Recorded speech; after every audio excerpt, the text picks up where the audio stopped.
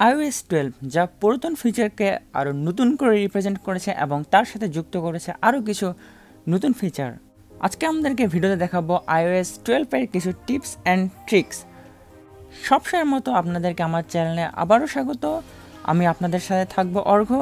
তবে ভিডিওটি শুরুর আগে ভিডিওতে একটি লাইক, আর যারা আমার চ্যানেলে একেবারে নতুন তারা প্লিজ অবশ্যই এখনই আমার চ্যানেলটি সাবস্ক্রাইব করবেন, আর যারা আমার চ্যানেলটি সাবস্ক্রাইব করেছেন তাদেরকে অনেক অনেক অনেক থ্যাঙ্কস।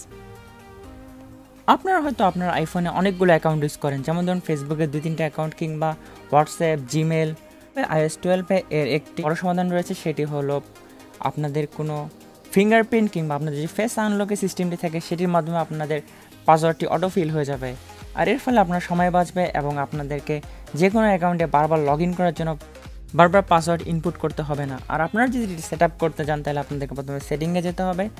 সেটিং থেকে আপনাদের যে পাসকোড আর ফিঙ্গারপ্রিন্টের যে অপশনটি আছে, হয়তোবা আপনারা যদি আইফোন 10-এর ঊর্ধ্বে কোনো ফোন ইউজ করেন তাহলে সেটি হয়তোবা ফেস আইডি থাকবে।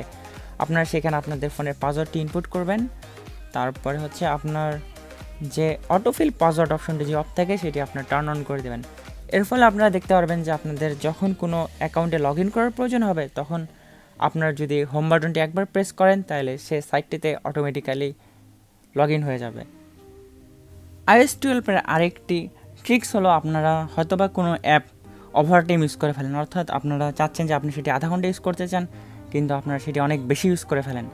আর আপনারা সেটিকে লিমিট করে নিতে পারবেন। সেটি হলো আপনারা সেটিংয়ে যাবেন, তারপর হচ্ছে স্ক্রিন টাইমে যাবেন, তারপর এখান থেকে বিভিন্ন ক্যাটাগরির আপনারা অপশন পাবেন যে আসলে আপনারা কিসের জন্য আপনারা সেটিতে টাইম লিমিট করতে চাচ্ছেন। আপনারা সেখানে টাইম লিমিট সিলেক্ট করে দিলে আপনারা যদি কোনো অ্যাপ কিংবা কোনো গেম চালাতে থাকেন তাহলে একটি নির্দিষ্ট সময় পর পর আপনাদেরকে ওয়ার্নিং দিয়ে দিবে যে আপনার এই কাজটি বন্ধ করা উচিত, কিংবা আপনার গেম খেলাটি স্টপ করা উচিত, কিংবা আপনার ভিডিওটি অফ করা উচিত। এর মাধ্যমে আপনারা বুঝতে পারবেন যে আপনারা আপনাদের শিডিউল ব্যতীত কোনো কাজ করে ফেলতেছেন কি না।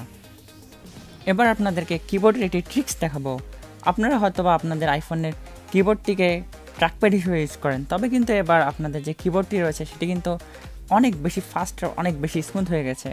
এর জন্য আপনাদেরকে বেশি কিছু করতে হবে না, আপনাদেরকে জাস্ট কিছুক্ষণ স্পেস বারটি চেপে ধরতে হবে। তারপরে দেখবেন যে আপনার হোল কিবোর্ডটি একটি টাচপ্যাড হয়ে গেছে, অর্থাৎ আপনার এর মাধ্যমে আপনার অনেক ইজিলি আপনারা যে কাটশপটি আছে সেটি অনেক সহজে লোকেট করতে পারবেন। এর ফলে আপনাদের যদি যে কোনো কিছু এডিট করার দরকার পড়ে কিংবা যে কোনো কিছু সিলেক্ট করার দরকার পড়ে তাহলে আপনারা এর মাধ্যমে অনেক বেশি সহজ করে করতে পারবেন। iOS 12-এর মাধ্যমে আপনারা এখন দেখতে পারবেন যে আপনাদের সিম থেকে কোন অ্যাপ্লিকেশনে কীরকম ডাটা ইউজ হচ্ছে। আগে সেটি র্যান্ডমলি থাকতো, তবে আপনারা এখন সিরিয়াল ওয়াইজ দেখতে পারবেন যে আমার এখানে যেমন দেখতে পাচ্ছেন ইউটিউবে সব থেকে বেশি, তারপর হচ্ছে ফর্টনাইট, তারপর হচ্ছে সাফারি। আগে কিন্তু এটি এভাবে সিরিয়াল করা ছিল না, আগে এটি র্যান্ডমলি থাকতো। তবে iOS 12 আপডেট করার সাথে সাথে আপনারা এটিকে সিরিয়ালি দেখতে পারবেন যে আসলে কোন অ্যাপটি কত বেশি ডাটা ইউজ করেছে। আপনারা যদি সেটিং থেকে কন্ট্রোল সেন্টারে যান তাহলে কিন্তু আপনারা এখানে বেশ কিছু পরিবর্তন দেখতে পাবেন যে কন্ট্রোল সেন্টারে অ্যাক্সেস করার জন্য বিভিন্ন প্রকার নতুন শর্টকাট তারা যুক্ত করেছে। তার মধ্যে হলো অ্যাক্সেসিবিলিটি শর্টকাট। আপনারা যদি এটি অন করে দেন তাহলে আপনাদের যে অ্যাক্সেসিবিলিটির যে অপশনগুলো আছে সেগুলো আপনারা এই শর্টকাটের মাধ্যমে ইউজ করতে পারবেন, যেমন ধরুন অ্যাসিস্টিভ ট্যাবস, তারপর হচ্ছে কালার ফিল্টার। এগুলো আগে কিন্তু আপনাদেরকে এগুলো বারবার অন অফ করার জন্য বারবার আপনাদেরকে সেটিংয়ে যেতে হলো, এখন কিন্তু সেটি আর করা লাগবে না। এখন আপনারা সেটিকে শর্টকাট হিসেবে ইউজ করতে পারবেন, আর সেটি আপনারা কন্ট্রোল সেন্টারের মাধ্যমে সেটিকে আপনারা নিয়ন্ত্রণ করতে পারবেন। এখন কিন্তু আপনারা কন্ট্রোল সেন্টার থেকে কাস্টমাইজ থেকে আপনারা ম্যাগনিফায়ারটি খুঁজে পাবেন। ম্যাগনিফায়ার একটি অনেক গুরুত্বপূর্ণ একটি অপশন, যার মাধ্যমে আপনারা ছোটো কোনো বস্তুকে অনেক লার্জ করে দেখতে পারবেন। আর সেটি যদি বিশ্বাস নয় আপনাদেরকে তাহলে তার এক্সাম্পল আপনাদেরকে এখনই দেখাচ্ছি।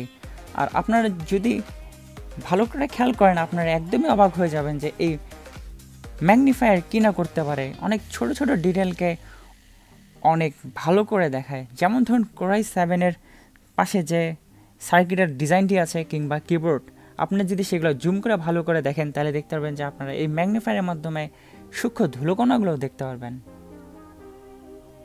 আশা করি ভিডিওটি আপনাদের ভালো লেগেছে, আর আপনারা চাইলে আমার নতুন গেমিং চ্যানেলটি ভিজিট করে আসতে পারেন।